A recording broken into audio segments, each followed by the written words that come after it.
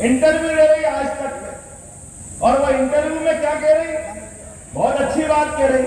उनके भाई साहब चुनाव लड़ रहे हैं, पहले अमेठी बर्बाद कर दी, अब रायबरेली की तरफ बढ़े हैं, या रायबरेली से लड़ेंगे? बताओ आप, चुनाव कभी हार जीत होती रहती है, लेकिन हार से इतना डर कि ऐसे भागे।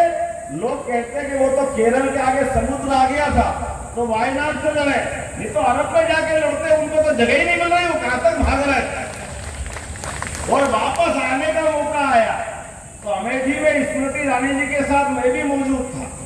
ये जो गाजीपुर और गाजीपुर के गाजे बाजे वाले जिनका आतंक चलता था, ऐसे देश भर में कभी टिफिन बम फूटते थे, कभी साइकिल बम फूटते थे, पूरा देश आतंकवादियों में था, और यहां से लेकर वहां तक एक ही नारे लगाते थे, इस देश का कहते थे, और देश के बाहर जाकर के दूसरे की बजाते थे, इस देश में लेकर के पाकिस्तान जिंदाबाद करने वाले। मुझे इस बात की प्रसन्नता है, वो पाकिस्तान के जिंदाबाद करने वालों को उनके घर में घुस के मारने की हिम्मत किसी की रही है तो भारतीय जनता पार्टी की सरकार की रही है।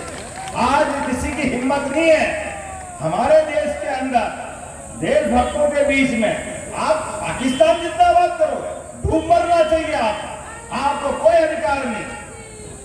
हमको तो इस बात का आनंद आता है, क्या ये मोर पंख जो भगवान ने जीवन भर अपने मस्तक पे धारण किया, उन्होंने वो डूबी हुई 5000 साल पुरानी भेद द्वारका डुबकी लगा करके पानी में भगवान के प्रति आस्था दिखाई है। मोदी जी ने, ये हमारे लिए गौरव की बात है। बोले गोपाल कृष्ण भगवान की, द्वारकाधीश की जय का आनंद के साथ। द्वारका का जो उस समय का गौरव था, ये वो लोग हैं जो भगवान राम पे प्रश्न उठाते हैं, ये वो लोग हैं जो भगवान कृष्ण पे प्रश्न उठाते हैं। ये ना कृष्ण को मानते, ना भगवान राम को मानते, ना गीता को मानते, ना ये गोमाता को मानते, लेकिन वोट मांगने हमारे बीच में आता। आप बताओ इनको कोई कैसे वोट देगा? और वो भी तब जब चुनाव हमारे ये 2024 का गया कि आने वाले समय में गंगा वालों को जमुना जी बुला रही है, बोलो बुला रही कि नहीं बुला रही? गोपाल कृष्ण भगवान की आपका अपना वोट अब जमुना जी के कृष्ण कन्हैया के लिए। आपने मेरे को मटकी तो दी है यहाँ पे, लेकिन मटकी फोड़ने के लिए आप सबको निमंत्रण दे रहा हूँ, मोदी जी की सरकार बनाओ और आनंद के साथ धूमधाम से हम मथुरा में मुस्कुराएंगे। मुस्कुराना चाहिए कि नहीं मुस्कुराना चाहिए? मुस्कुरा के देना चाहिए कि नहीं देना चाहिए?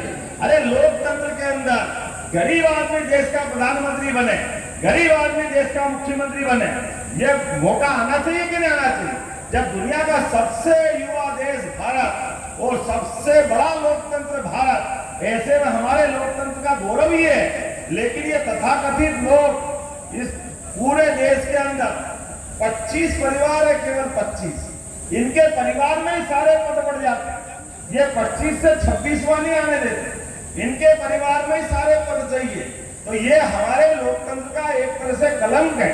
इसको निपटाने के लिए हम सबको संकल्प करने की जरूरत है। और मिलते उत्तर प्रदेश में जिस प्रकार का माहौल बना हुआ है, सभी गुंडागर्दी वाले,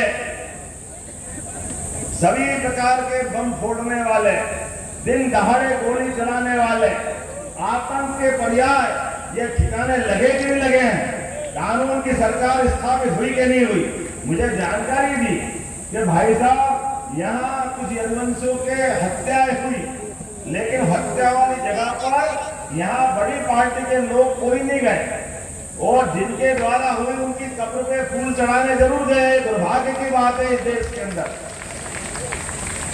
भाई साहब उनके पास जाओ आपकी मर्जी, ना जाओ आपकी मर्जी, लेकिन निरपराध लोग यहाँ मारे जा रहे हैं तो आपसे उनकी संवेदना नहीं होना चाहिए? जब आपसे उनका कोई संबंध नहीं तो वो क्यों वोट देने जाएंगे आपको? तारीख के दिन 25 तारीख को आपका वोट डलेगा।